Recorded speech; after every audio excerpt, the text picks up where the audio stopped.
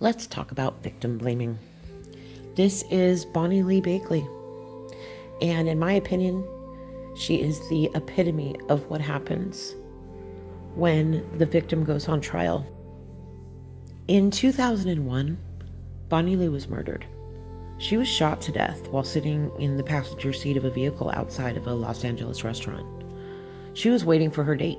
She had just had dinner, and Robert Blake went back inside claiming that he needed to retrieve a gun that he left behind. Robert Blake was an actor. He was a famous child star from the show Little Rascals, later known for his role in the television show Baretta. So he was arrested and he was charged with Bonnie Lee's murder. But when the case went to trial, it was not really him that went on trial, okay? The court of public opinion, the media, it was Bonnie who was put on trial. So in the media, the focus shifted away from the fact that a woman had been brutally murdered. Instead, it became about who Bonnie was, choices she made, and whether she was even worthy of sympathy. Bonnie did not just lose her life. She actually lost her humanity. So there was a contentious paternity case. Prior to her murder, she was portrayed as a gold digger, as someone obsessed with fame and celebrity. She was beautiful. I mean, she moved to Hollywood with dreams of becoming an actress, and she did rub shoulders with some celebrities. She had relationships, including one with Christian Brando, the son of Marlon Brando. In that relationship, the paternity suit was filed, and it turned out Robert Blake was the father. None of these things mattered when it came time to find out who murdered Bonnie Lee.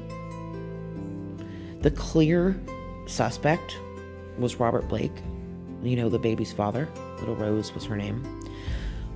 There were efforts by him after that paternity test to control the situation and control Bonnie. He had her sign contracts and put restrictions on her. He put her in a guest house on his property as another effort to control her and basically possess his baby. Despite of all the evidence against him and the clear motive, he was found not guilty of her murder. And to this day, no one has ever been convicted. So it leads me to the question, do we fight only for those we relate to?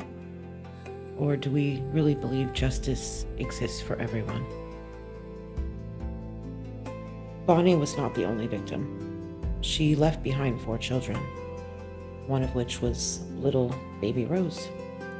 Left alone in the world with no mom, no way to really know about her mom, because anything she finds on the internet is basically the disgustingness that was dredged up in an effort to acquit her murderer.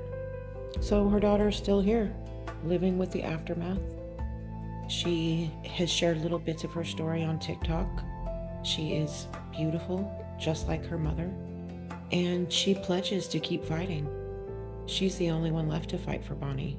If you can show her any love and support, please go on over to her page and let her know that her mother's life did matter, and so does hers.